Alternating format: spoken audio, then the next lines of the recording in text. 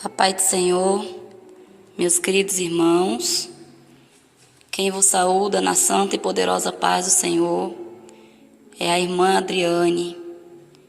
Aqui estamos mais uma vez para poder compartilhar com os irmãos acerca de uma experiência tremenda, a qual o pastor, presidente da Igreja Pentecostal do Filho de Deus, teve com o nosso Senhor.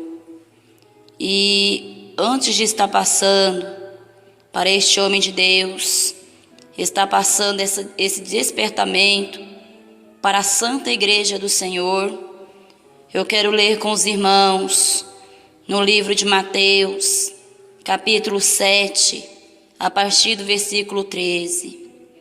Entrai pela porta estreita, porque larga é a porta, espaçoso o caminho que conduz à perdição, e muitos são os que entram por ela. E porque estreita é a porta e apertado o caminho que leva à vida, e poucos há que a encontrem. Acautelai-vos, porém, dos falsos profetas, que vêm até vós vestidos como ovelhas, mas interiormente são lobos devoradores. Por seus frutos os conhecereis. Porventura, colhem-se uvas dos espinheiros, ou figo dos abrolhos? Assim, toda árvore boa produz frutos bons, e toda árvore má produz frutos maus. Não pode a árvore boa dar frutos maus, nem a árvore má dar frutos bons. Toda árvore que não dá bom fruto, corta-se e lança-se no fogo. Portanto, pelos seus frutos os conhecereis. Então, com base nesta leitura bíblica, a qual nós acabamos de ler, eu estarei passando para o pastor, a qual estará, aleluia, Jesus sendo usado pelo Senhor para nos ensinar acerca dessa palavra, pelo arrebatamento de espírito a qual o Senhor lhe concedeu. A paz do Senhor, irmãos. Quem vai estar se cumprimentando a vocês sou eu mesmo, pastor Eduardo Santos. Mais uma vez quero falar para meus irmãos de mais um arrebatamento de espírito que o Senhor me deu. Esse foi mais ou menos em 2012, quando a gente ainda começava os primeiros cultos aqui em Aparecida de Goiânia, no Pontal Sul. Eu me recordo que a gente estava fazendo culto numa área. E de manhã, sempre a gente estava mexendo na igreja. Estava trabalhando no alicerce da igreja. E um dia eu estava pensando, Senhor, mas eu queria ver o Senhor. Muitos fundam ministérios e o Senhor não mandou. Eu sei que o Senhor me mandou abrir. Eu já ouvi a sua voz, já tive revelação. Se eu nunca vi o Senhor Jesus assim ver como eu vejo um ser humano, como eu posso ver e conversar, Senhor. Queria que o Senhor me desse essa graça. Irmãos, fiquei alguns meses ali orando, nesse sentido, jejuando nesse sentido. Um dia, depois de a gente ter trabalhado na igreja, a gente concretava a igreja, estava muito cansado, orei um pouco e me deitei. Quando eu estava deitado ali, veio um ser de branco. Ele enfiou a sua mão por dentro da minha carne e retirou meu espírito. E eu fiquei olhando o meu corpo, vendo a minha esposa e minha pequena filha. Eu me recordo que eu fiquei vendo uma glória por cima do nosso corpo. E o homem de branco disse, vamos, e andamos. Demos um pequeno passo, eu estava na minha sala. De repente, eu olhei para cima, pensava eu que ele me levaria para o alto para me ver Jesus. Ele olhou para baixo. Então eu vi um grande buraco negro se abrir debaixo de nossos pés. E nós descemos para baixo. Quando nós chegamos num lugar, havia um portão muito grande. E esse estava escrito como se fosse uma letra negra, suja de sangue, um nome. Se eu não conseguia entender aquele nome. E o ser então colocou o seu dedo naquele portão. Saiu um fogo de uma forma azulada, e o portão se abriu em duas partes. Quando ele abriu, meus irmãos, em nome de Jesus, acredite que eu estou falando, eu vi vários demônios no inferno. E ele entrou para dentro e eu entrei também. Vi demônios de toda forma, de um lado e de outro. Ele caminhou, nós adentramos dentro do inferno. De longe avistei um homem, uma espécie de um homem com orelhas pontudas, cabelo moicano, costeleta, sabe aquelas costeletas grandes? Eu vi aquelas costeletas, eu vi aquelas grandes costeletas, e também ele estava de camisa cavada, de bermudão e chinelo, orelhas pontudas, um ser muito horripilante. Ele era de estatura baixa, sentado numa mesa de pedra, com canetas feito de penas, e do seu lado eu vi demônios vestidos de gravata, de terno preto, camisa branca, sapato preto. E quando eu olhei aqueles seres grandes do lado dele, eu imaginei, esse aí é o espírito do falso profeta. Eles não me disseram nada. O ser andou, parou em frente à mesa, e aquele ser disse: oi, pastor Eduardo, sei bem quem é o senhor. Estendeu a mão para pegar na minha mão, mas eu não quis pegar. Eu disse: vamos direto ao assunto. Você foi levado aqui porque nós queremos fazer um pacto aqui no inferno com você. O pacto é simples. Nós vamos tirar o teu sangue do teu corpo. Você vai assinar teu nome nesse caderno. Olha quantos pastores já trabalham conosco.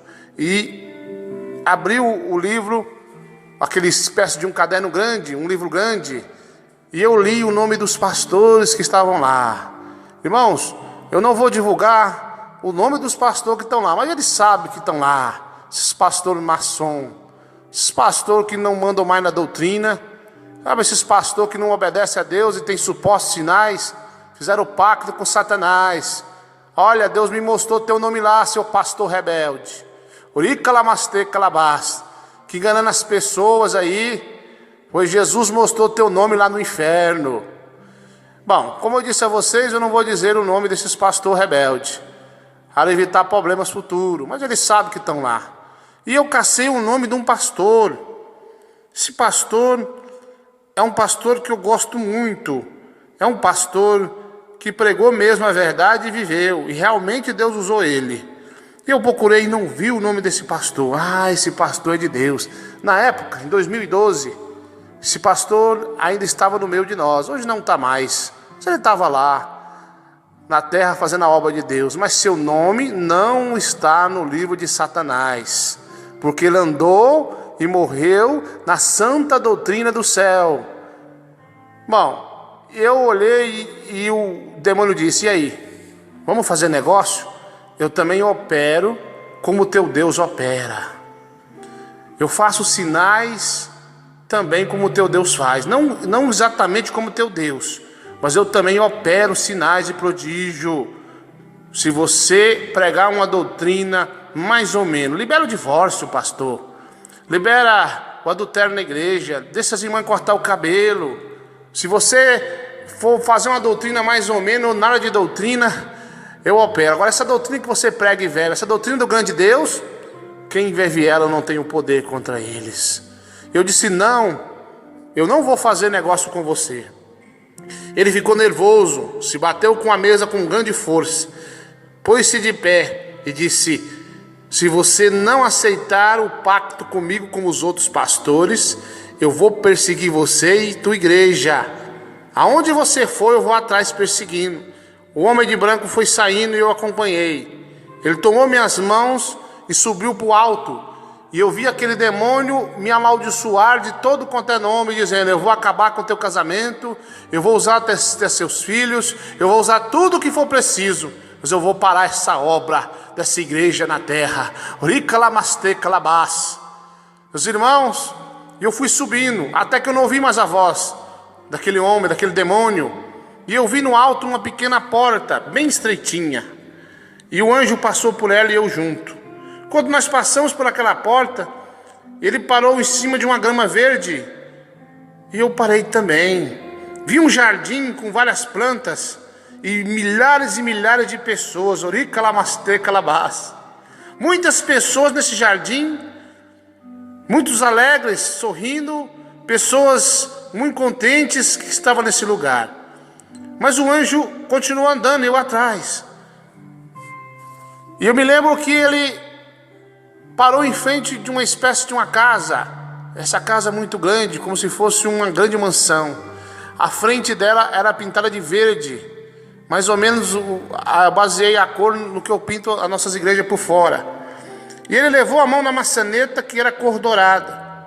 Ele abriu uma porta, entrou e disse: entra. Eu entrei e ele fechou a porta. Ele disse: aqui eu vou te mostrar 7 mistérios. Eu vou abrir 7 portas aqui dentro desse lugar. E você vai ver coisas que você não pode falar. E outras você vai falar no tempo que o Senhor Deus te autorizar. E ele abriu a primeira porta e viu uma desviada e disse: tu vai atrás dessa aí.